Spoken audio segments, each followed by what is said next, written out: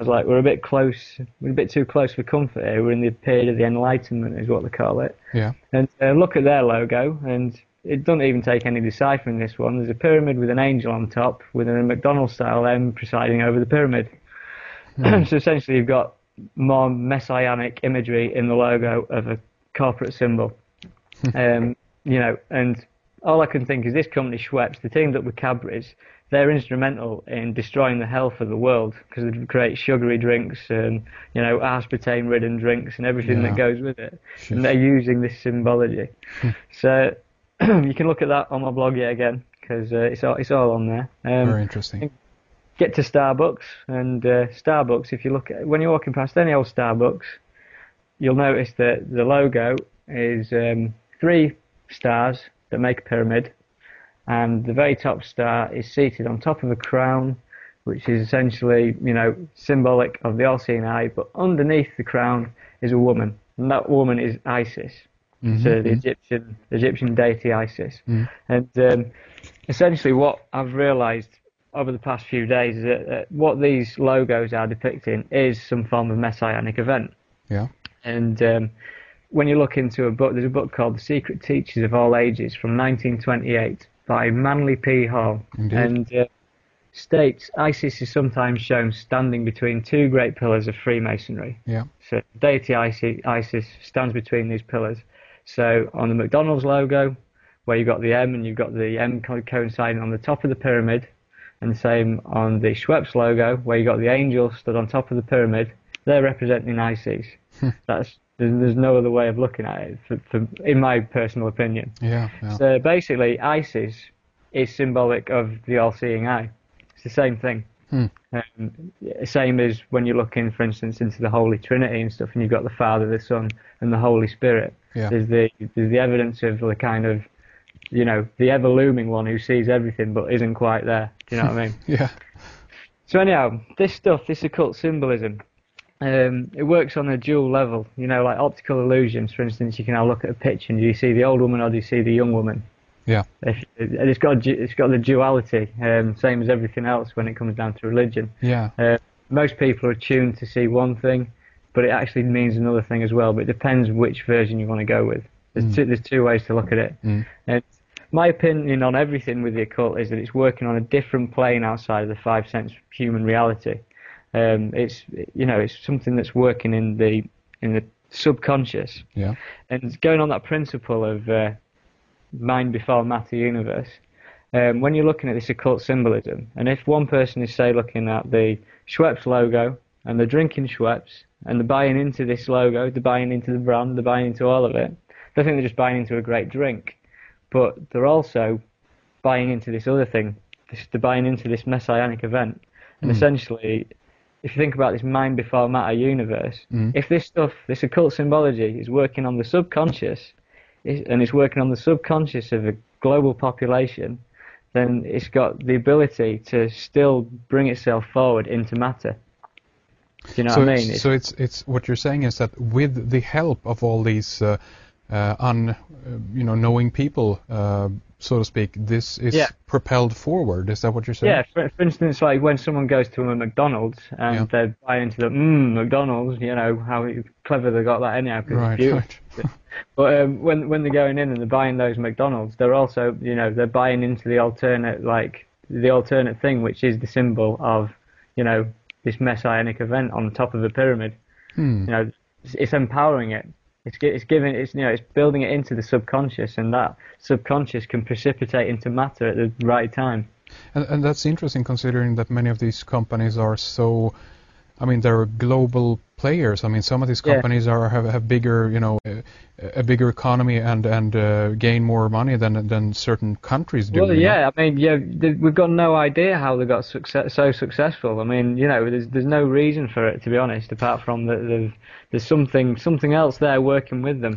You know what I mean? Do you also think that potentially this could work the other way around, meaning that human beings, since we've been subjected to, at least in the Western world, almost 1700 years of Christianity and so forth, that the reason also why they might want to pick a logo like this or have this message in the logo is that on some level this speaks to our unconscious. So people who are inclined to lean towards the Christian faith, for instance, are actually in some way kind of lured in by these kinds of symbols, and consequently they. I mean, yeah, definitely. I mean, the thing that I'll draw upon later is that how this works with more than just Christianity. Because if ISIS has many identifications, and she's got an identification as the angel Gabriel and the all-seeing eye and stuff. Yeah. But when we talk about this new world order and the one world religion and the one world government, the angel Gabriel is the one figure that can unite Islam and Christianity, because both of them are dear to her as God's messenger. Mm-hmm.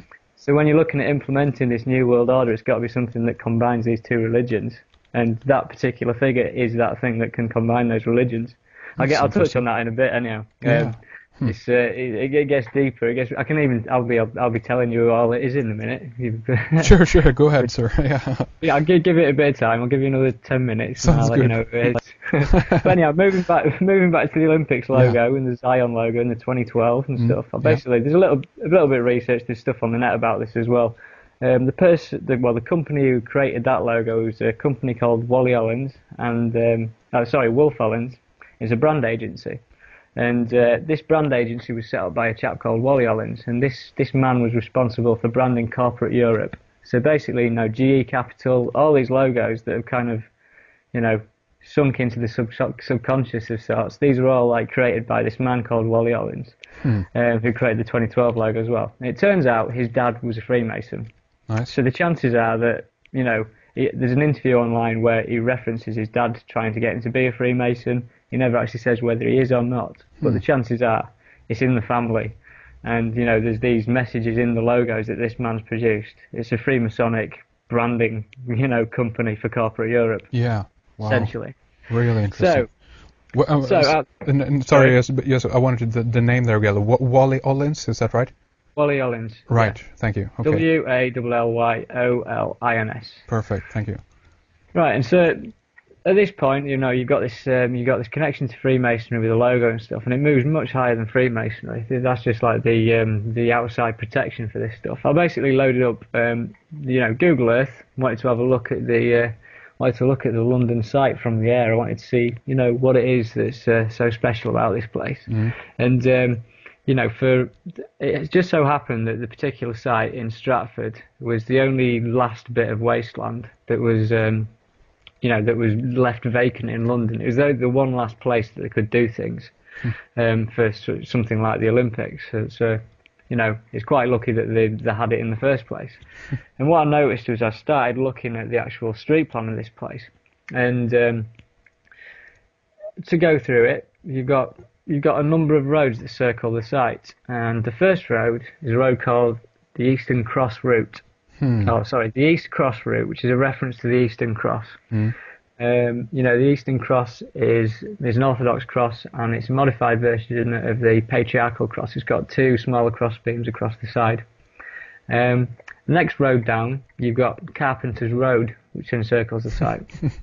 Carpenter, who was a carpenter? Oh, good old Joseph. Yeah, he of was course. a carpenter, wasn't he? Yeah. Next road down, you've got a road called the Great Eastern Road. And obviously when you refer to something as the Great Eastern, it's obviously like the Great Eastern Star. So you look into the Great Eastern Star, it turns out that the Order of the Eastern Star is the largest fraternal organisation in the world that both men and women can join, and it was founded by someone highly connected with the Freemasons, and their symbol is the pentagram.